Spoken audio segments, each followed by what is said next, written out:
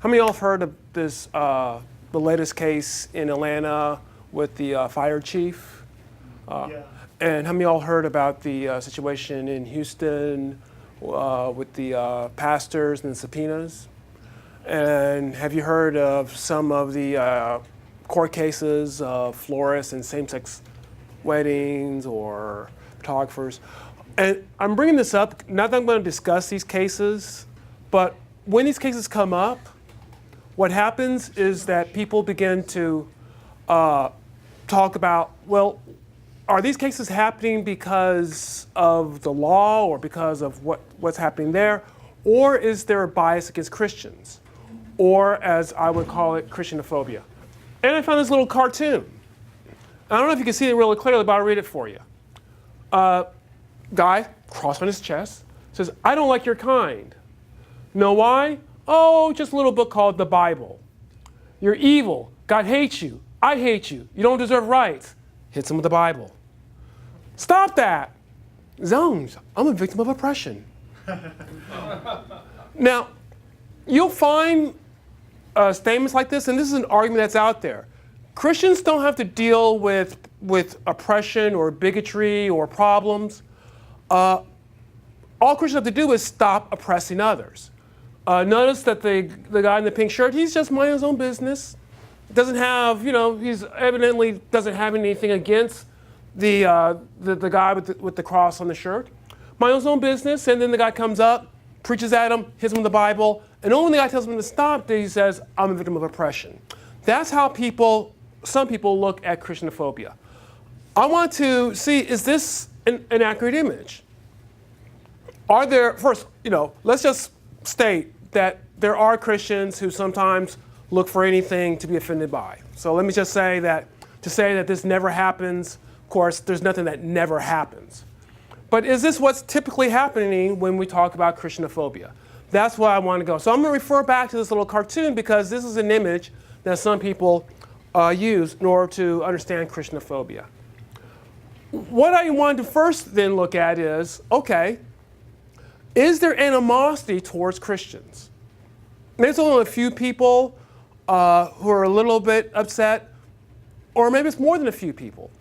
To look at this, I used a survey with a probability sample in order to investigate this. The survey had a series of questions where they asked you to rate groups between 0 and 100. If you hate the group, it's a 0. I'm a Longhorn, so Aggies would be a 0 for me. Sooners would be a 0 for me. If you love the group, go Horns, get a quarterback.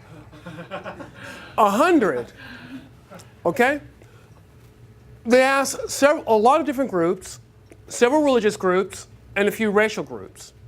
I took the religious and racial groups and I added it all together, got an average. Then I asked the question, are there any groups that the average person rates a standard deviation below the average? If they did, then I assume that there's an animosity towards that group. Because you ask the question, do you like these groups or not? If you're rating one group constantly lower, you don't like that group. Based on that, I got this chart. All right, the group that most people rated a standard deviation lower were the atheists. About 45% of the sample rated them lower. The second group were Christian fundamentalists. Now, I have a definition of fundamentalist, which is scholarly and technical, but most people don't have that sort of definition. Most people, and I know this from other research, they think of Christian fundamentalists, they think of a conservative Protestant. They, around 32% of the sample, rated Christian fundamentalists a standard deviation below this average. Muslims, and maybe this will look different today after what we've seen in France, but they're actually a little bit below Christian fundamentalists, but not very much below. Mormons, down low. What's interesting, because there's so much conflict based on race in our society, but the racial groups, not many people have a lot of animosity towards the racial groups. The religious groups actually has more animosity than towards the racial groups. So Now we know that about a third of the country have an animosity towards conservative Protestants. Who are these people with this animosity? Well, the good thing about using a national data set is that you can actually look at the characteristics of people who would rate atheists a standard deviation below the average, fundamentalists. We could just say anti-atheist, anti-fundamentalist, anti-Muslim, anti-Mormon, just as a shortcut. We can actually look at who does this. For example, we can look at gender. This is the percentage of females that rated each group that were either anti-fundamentalist, anti-atheist, anti-Muslim, anti-Mormon, and then this is just a total to give us a reference. And so you can see that females were actually underrepresented among the anti-fundamentalists compared to the total and compared to the other groups, not the anti-Muslim. So now we know that men, since what's left from the females are men are more likely to have animosity towards conservative Christians than women are. Or we can look at race. This is percentage white. Over 70% of the anti-fundamentalist group is white, compared to a little bit over 60% of the total. And then you can see how it compares to the other groups as well. So now what we know is, I'm trying to understand this group, that they are more likely to be white than they are to be non-white. Or education. Now here we have a really big effect. All the groups, and this is percent with a bachelor's degree. All the groups of the anti-fundamentalists is, relatively low. Almost half of those with a bachelor's degree rated the fundamentalists a standard deviation below their average, anti-fundamentalists. So what we know now is that people with more education are more likely to have this animosity. Or money. This is a percentage making over $100,000. Once again, it's a pretty clear break. Almost 28% of those making more than $100,000 are anti-fundamentalists, compared to the low percentages of the other groups. Let's think about what we just saw. When social scientists talk about social status, what do they talk about? They talk about gender, race, education, and income. The individuals who have animosity towards conservative Christians, they are more likely to be male, more likely to be white, more likely to be highly educated, more likely to be wealthy. These are individuals with higher levels of social status than the average individual. I point this out because let's think about this way. Remember that more people were more likely to rank atheists, to be hostile towards atheists than hostile towards conservative Christians. There are disadvantages to that. If you're an atheist, you're running for political office, that probably really matters. So this is not to say that conservative Christians have it bad everywhere. And I will show this in a few minutes. You're a conservative Christian, you're worse off on a college campus than if you're an atheist. When we look at how different religious groups are treated, we have to understand that in different situations, different groups are treated differently, and no group always has the advantage or always has a disadvantage. Per capita, the people who do not like the fundamentalists have more social power than the average person. Okay, a couple of more categories that I think are important. Religiosity. Now, this is not going to be a surprise.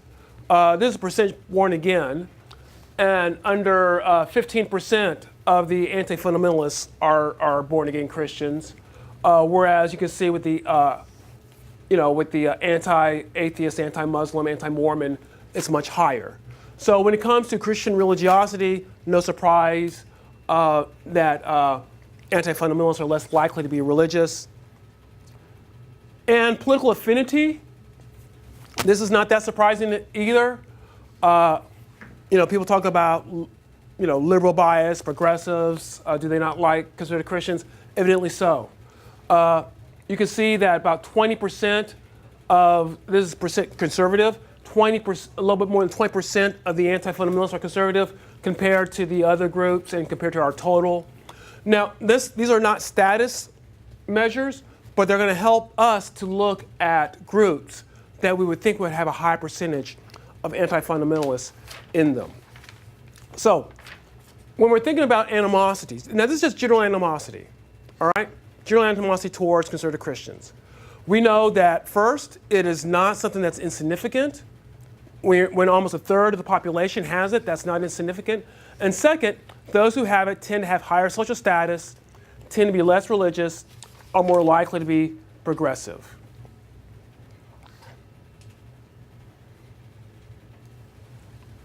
Okay, so individuals with per capita social power, white, male, well-educated, and wealthy, are more likely to have anti-Christian bias than any other type of bias. And disaffinities towards conservative Christians can be understood as the bias of socially powerful political and religious progressives. So you want to think about who has this sort of propensity. It's socially powerful, religious, and political progressives. Now this is a quantitative look. If you're in a plane and you're looking down from 20,000 feet, you can perhaps see some cars, well, probably 20,000 feet you probably couldn't. You know, maybe you're going down and you're seeing some cars moving, you're seeing some patterns, but you don't know what's actually happening on the ground. When social scientists want to understand that, they begin to use what we call qualitative analysis, and I want to start looking at that. We know that we have a population of individuals who are more male, white, wealthy, educated, progressive, less traditionally religious. They're more likely to have anti-Christian perspectives. A few years ago, I did a study of cultural progressive activists. Cultural progressive activists, I was curious about, you know, there's a lot of study on the religious right. Well, what about studies on groups that don't like the religious right, groups that oppose them? Cultural progressive activists. And so we got a sample of cultural progressive activists. We sent them out a questionnaire, online survey, where they answered open-ended questions. First, the demographics of this group. Our final sample was 93.6% white. It was 64.1% male. It was over half of them made over $75,000 a year. 43.5% of them had a graduate degree. That's incredibly well educated. In fact, 16.7% of them had a doctorate degree. Almost 3 out of every 4 were either an atheist or agnostic, compared to only 2.2% say they were born again Christian.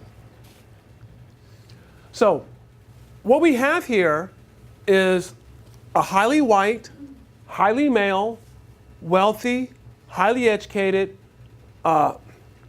group that's not traditionally Christian. I did not ask them about their political perspectives in a quantitative question. I pretty much can guarantee you, though, that having read their qualitative answers, most of them were progressive. This is a group that we would expect to see a lot of anti-Christian perspectives. Reading their answers to the open-ended questions gave me more insight into what this could look like. So let's see what this could look like.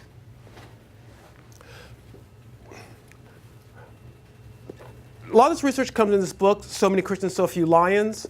I'm about to show you why we named the book So Many Christians, So Few Lions. We had a sample of about 3,500, and then there was several answers that caught my attention, such as my favorite bumper sticker, So Many Christians, So Few Lions. I actually looked at it. There actually are bumper stickers that can get like that. Or this was actually a statement in their questions, bring back the lions. Or not enough lions, they've abandoned their Christian views for a political position. I wish we could start feeding them to the lions again, or burn at the stake. Feed the lions, feed them to the lions, and then so many Christians, so few lions. Now, these were 7 actual answers that I got within these individuals.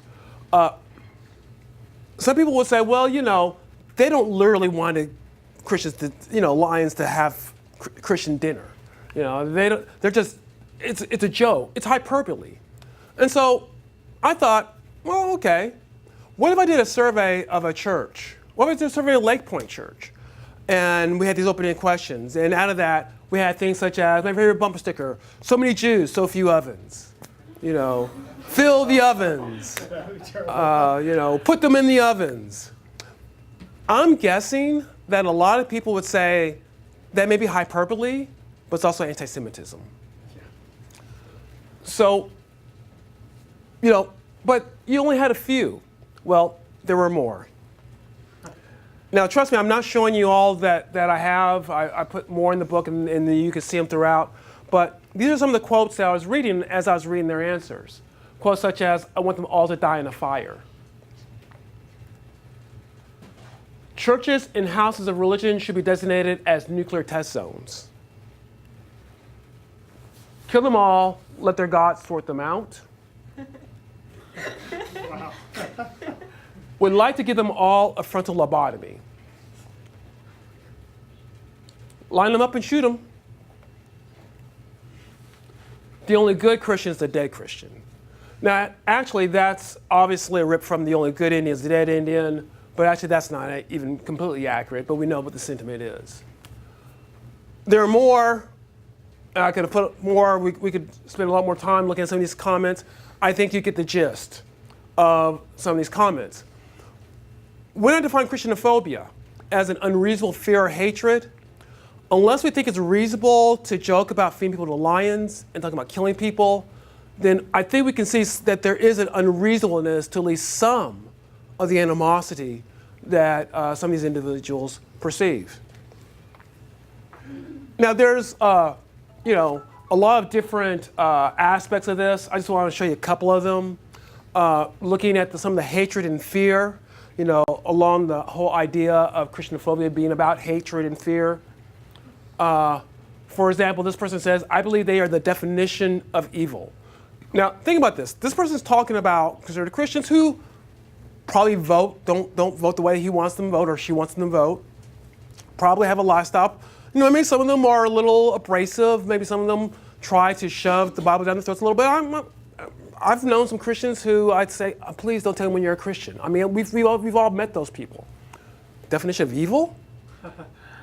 I mean, this sort of reminds me. I came across what someone called the 57 seconds of the stupidest TV. And basically it was a commentator talking about what happened in France and saying that what happened in France is kind of similar to what Jerry Falwell did several years ago when he tried to sue Larry Flint for defamation. And the two just don't compute to me. You may not like Jerry Falwell. He's not my favorite type of Christian. But suing someone for defamation is not the same as gunning them down. I mean, there's a big difference there. Definition of evil. The only positive thing they could do is cease to exist. I wish I could eliminate them from the universe. Once again, an expression of hatred, perhaps of fear that this person has of conservative Christians and the fear that they're going to bring. Once again, I'm just showing you all a few of these.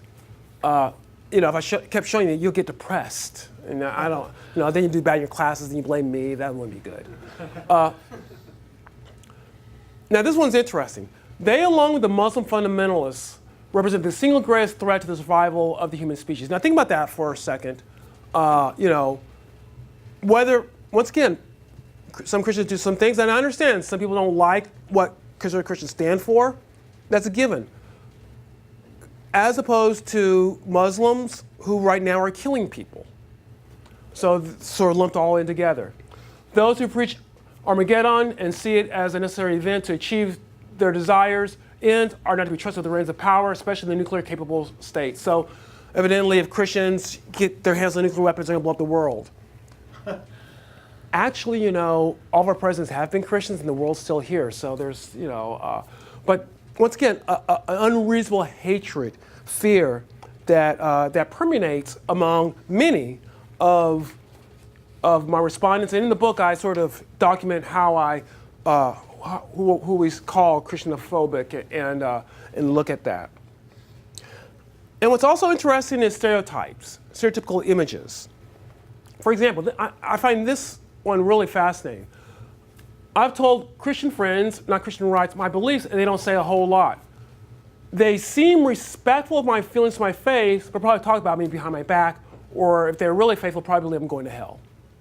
Now, notice this person is not saying, and there were some people who did say this, actually had Christians who acted badly, but this person doesn't have that. They tell Christians their beliefs, and then they believe that, and they're going to go back and they're going to talk about me. And so, now, maybe they do, but this person doesn't know that. They're projecting their stereotypical image on Christians. They are dangerous, remind me very much of the brown shirts straight out of Nazi Germany. Several times, Nazi, the Taliban, I think I have one come up, the Taliban, the worst regimes in history was correlated. This was a typical saying that we have. So once again, the stereotype. They're generally nice people, but that may be because I'm white. Now here's what I find kind of amusing about this one. Remember, this sample is almost 94% white. I haven't looked at the data, but I'm guessing if you look at conservative Christians as a whole in the United States, that it's less than 94% white. I mean, think about a lot of the black churches, I could look it up if I really had to. And this person, their perception is that, the Christians only want to be around whites. Once again, a stereotype. Are there problems with race in Christianity? Yes, there are. There's problems with race in the United States. But this sort of perception is quite telling, this stereotype. Now, this came up a lot. Their agenda seems to include making America a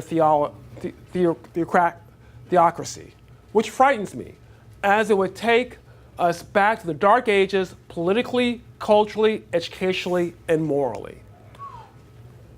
Dark Ages, when they were putting people on racks, the hot coals, burning people at the stake. This person thinks that's what Christians want to do. Theocracy. Do Christians want to make the United States a theocracy? What do conservative Christians want? What they want is they want to hear out their issues. They want to win in the public office. They want to win in the public square. Pretty much what other social groups want to do. Do they want to take over? Probably about as much as other social groups want to take over. But this person has, and by far, this person was not the only one who brought up a theocracy. That was a very common theme among my respondents. So there's these stereotypes that are dominating a lot of the images that many of my respondents have. So remember the little picture, the little cartoon we had of the guy just minding a little business, the Christian guy comes along, hates you, hits you with the Bible, and that cartoon portrays that this guy, he doesn't think the worst of Christians. Well, some of them do. And given what we saw with the quantitative data, it's probably quite a few people who think the worst of Christians. That cartoon is not accurate, as we can already see. We can already see that there's some inaccuracies, that the person's not just minding their own business, thinking not the ill of Christians, but rather that in that cartoon, the guy probably already has a hostile feeling towards Christians. Now, all of this doesn't say that Christianophobia has a consequence for Christians. It may be that highly educated progressive individuals are able to have these hostile feelings, are able to control these hostile feelings so that ultimately they treat, because they're Christians, like they treat everyone else, because they're fair. And if they did that, they'd be the first social group in the world to ever have completely controlled their hostile feelings. But we need data. We need evidence. And so in one area where we would expect to find a high level of Christianophobia, let's look at that to see whether or not conservative Christians might face a bias. That area is academia. Think about academics. Academics are more likely to be white than the rest of society, more likely to be male. They obviously have high education. They make a little bit more money, and as a sociology professor, I say a little bit more money than average. Maybe some of the business professors make a lot more money than average, but I'm just an old country sociologist, so what can I say? Studies have shown they're more likely to be irreligious. They're more likely to be progressive. So just looking at those dynamics, we expect a high degree of Christianophobia relative to the other populations in the United States. Several years ago, and the data comes from this book, Compromising Scholarship, I was curious about academics and social biases. And so I sent out a survey to a variety of academics, and I include this question. I'll just go ahead and read it because I'm not sure whether y'all can see it in the back. Assume that your faculty has hired a new professor. Below is a list of possible characteristics of this new hire. Many of them are characteristics that you cannot directly inquire of prospective candidates. However, if you're able to learn of these characteristics about a candidate, would that make you more or less likely to support their hire? Please rate your attitude on a scale in which 1 indicates the characteristic greatly damages your support to hire the candidate, 4 is that the characteristic does not make a difference, 7 indicates that the characteristic greatly enhances your support to hire that candidate.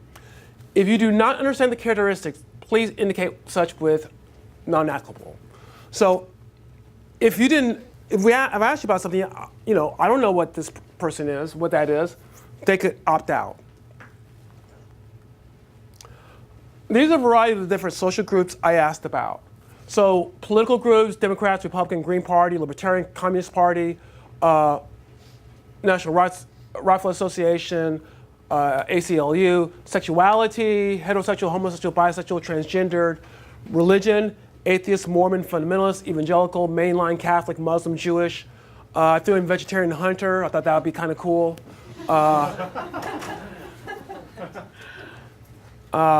Married, divorced, cohabitating, single child, and then some age, because I figured, maybe people are discriminated by age. I honestly predicted that the group that would be rejected the most would be probably Republican, maybe the NRA. And the reason why is because as a Christian sociologist, I knew of groups of Christian sociologists, organized groups of Christian sociologists. So I knew that they existed. I did not know of any Republican sociologist group. They're probably somewhere out there as a Republican sociologist, but no groups of them. So I thought that the hostility would be political. That was my prediction. Okay, I sought out several disciplines, political science, anthropology, history, physics, chemistry, experimental biology, philosophy, language, non-English, language, English, and then of course sociology, because we have to test our own.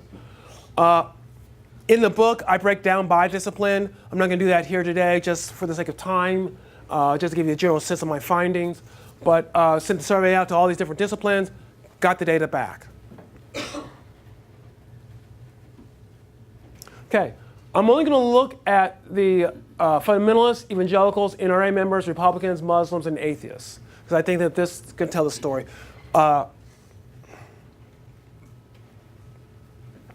So damages means that they belong to that group will damage whether or not they're going to hire them, some slightly, some greatly. Enhances is going to enhance. And as you can see, very little enhances people wanting to hire them on the social groups, except atheists. The atheist was a little bit enhancing, but the rest, we don't care. So the real fun part is looking at the damages. And remember, I thought that Republicans would score the worst. I was wrong. Don't tell my wife, but I was wrong. Fundamentalists are over half of the sample said they're less likely to hire a person if they find out that they are a Christian fundamentalist. Evangelical is not as bad, but still almost 40% say, we're less willing to hire you if we find out you're an evangelical. I'm actually doing a little bit of interesting research, seeing, all right, how do academics make that sort of different distinction? And we've actually sent a survey out and asked some questions, how do you define evangelical, how do you define a fundamentalist? NRA member is not as, it is not as bad as the evangelical, but it's pretty close. Republican actually is kind of respectable at 20%. And then when you ask about Muslim and atheist, you can see that that is very low. All right, so what I have is a sample of academics who, remember, they could have marked 4, doesn't matter. This is not a forced choice question. But are willing to state that if they find out you're a conservative Protestant, they're less willing to hire you. Not that they won't hire you at all, but they're less willing to. So if you're more talented, then they'll hire you, but you have to be more talented.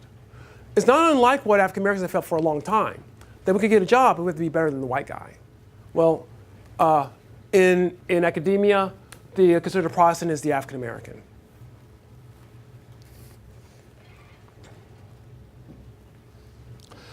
Now, is that the only evidence, though? Actually, no. Ibar and Lemmers did something kind of similar, only they only looked, I believe, at I think it was psychologists, but I'm trying to remember what type of psychologists. And they asked them questions about, and they focused a little bit more on political aspects, but how willing are you to hire someone who's conservative? And also they asked, I believe, about publish an article by them, support their grant. And they found the same thing that I found, that there is this bias in academia against conservatives. And so it supports my finding. Tobin and Weinberg, they surveyed academics, and they found that 53% of the academics have a negative attitude towards evangelicals. So once again, these surveys support what I've found. Now, this is an interesting study by Rothman and Lichter. What they want to know is whether or not there was a political bias. And the way they wanted to investigate this was to look at where people were at in their, as far as which sort of position they had. At the prestigious, is it more prestigious university or a less prestigious university, things of this nature. And then they also wanted to control for their academic output. How productive were they?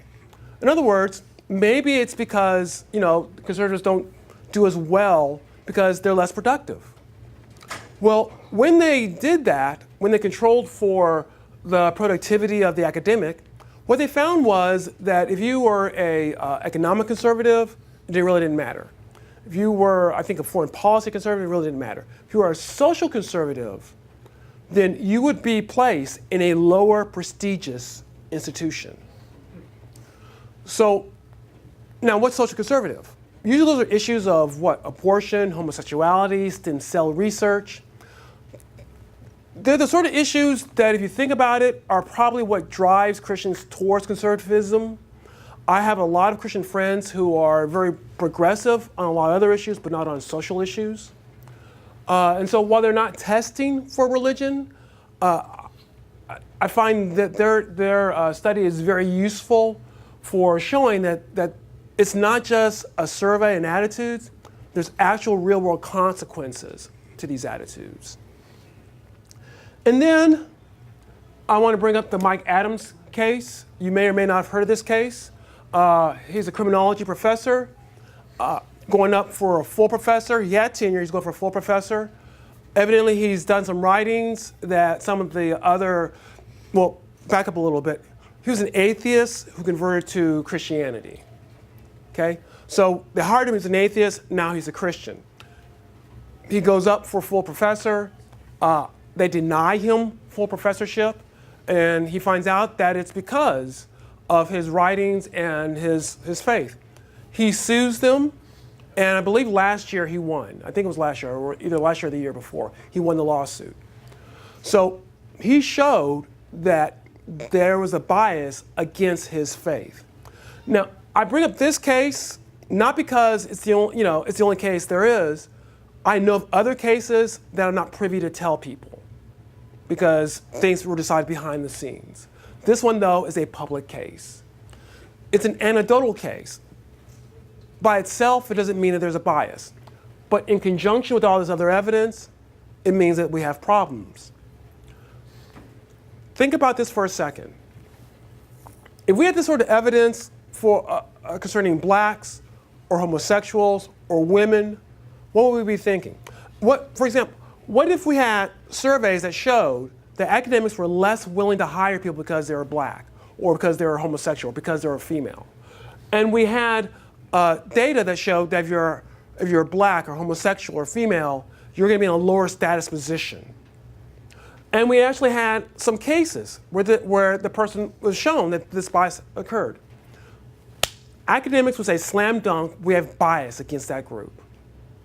You wouldn't even be able to argue that we don't have bias against that group. That's what we have for conservative Protestants. Why don't we hear more about this? Think about this. It's in academia where this bias is at play. Who studies bias in societies? Academics. So why don't do we know whether or not there's bias in media? We don't. There may be, there may not be. Do we know there's bias in the legal system? We don't. As far as towards Christians. Do we know there's bias as far as our public officials? We don't. Academics don't study this because academics have a problem with Christianophobia. So, remember our cartoon? I'm just sitting here and this guy's hitting me, and so I'm just gonna tell him to stop. Well, actually in the real world, there are things that are happening.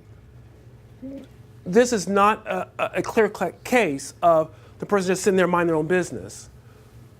If the person is a professor, the person may be deciding, I don't want to hire this person because this person is an evangelical.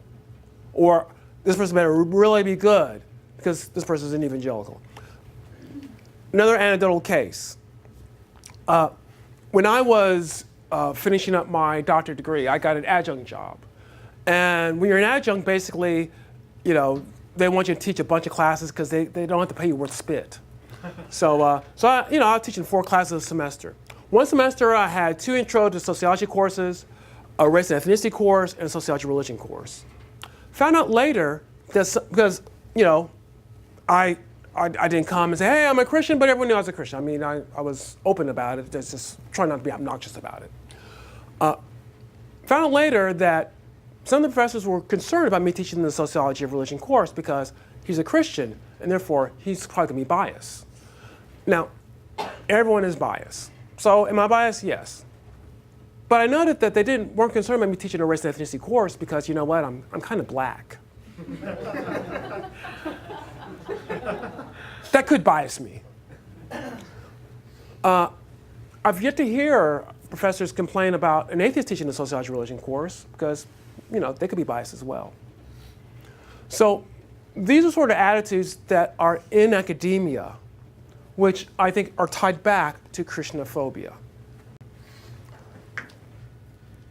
We don't have a whole lot of additional time. Okay, I'm almost done, yes. Okay.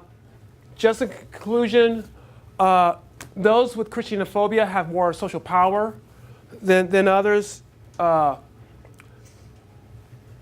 Documentation of Christianophobia has been neglected because they have that social power. They're in the cultural centers. You're not going to see a lot of movies probably dealing with this because you think about that, who tends to be there. Unreasonable hate and stereotyping are features of Christianophobia. I think I've demonstrated this. And that there is religious discrimination that can be linked to Christianophobia. So this is the beginning. I hope to do some more work on this. There are certain areas that I haven't been able to do thus far. But anyways, that's some of the nature and the extent of Christianophobia. Thank you.